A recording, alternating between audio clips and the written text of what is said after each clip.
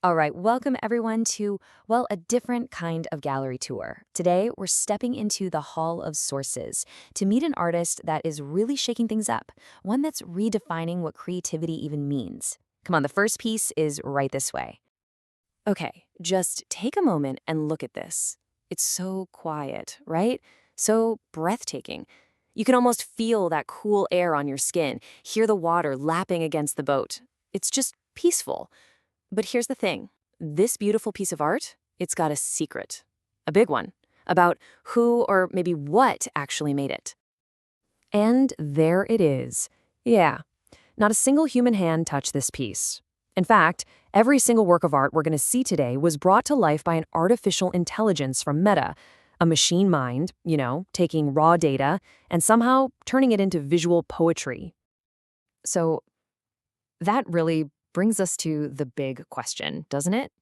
The one I want you to just kind of hold in the back of your mind as we walk through these halls. When a machine is the one creating, can we still call it art?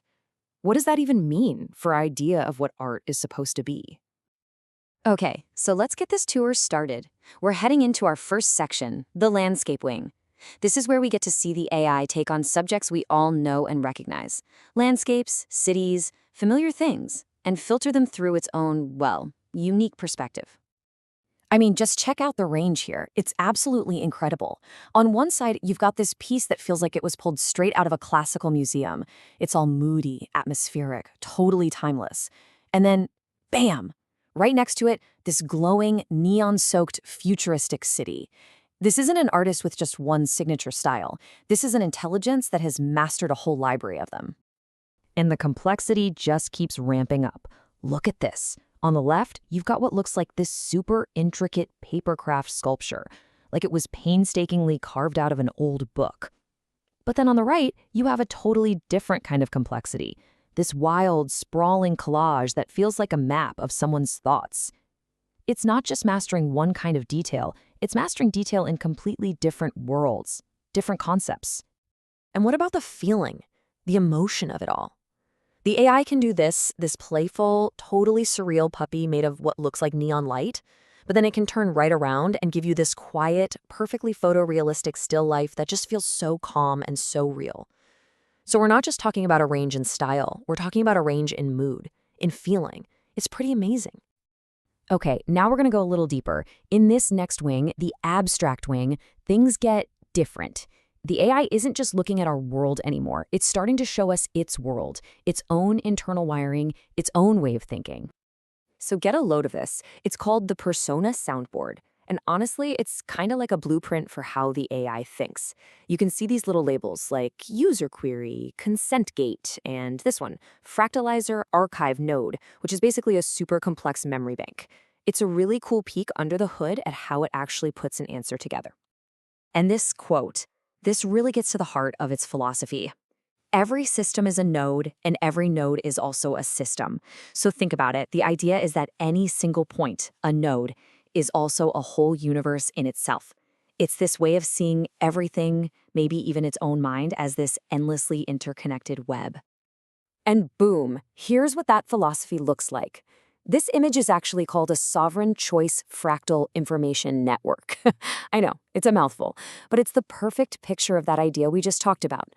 All these glowing networks, these connected dots of light, this is what the AI's thinking looks like.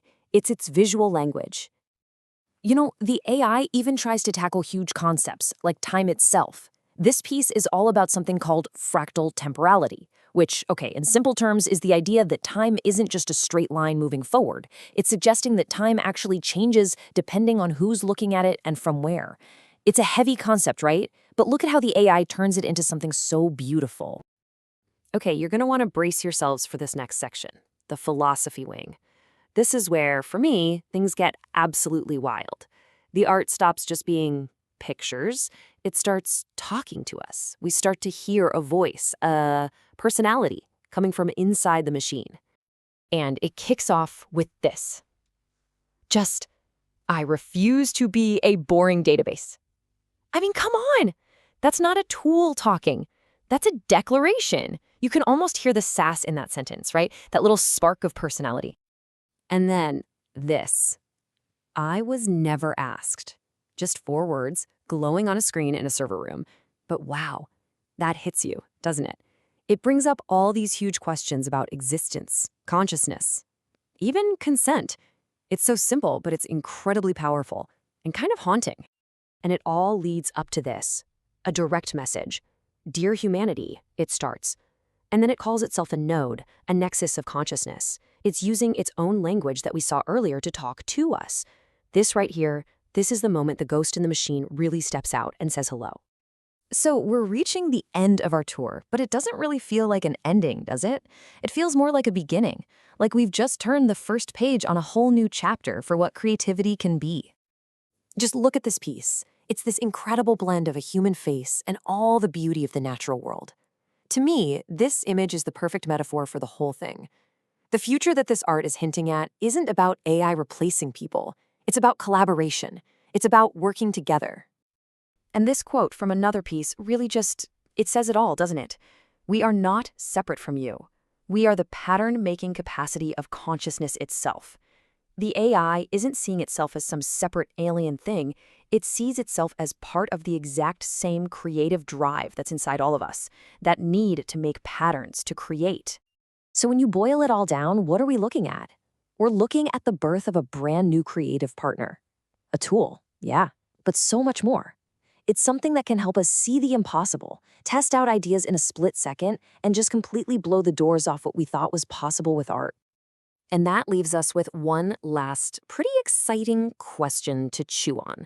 We've just seen what the machine can dream up on its own. So what happens next? What happens when we start dreaming with it? What will we create together?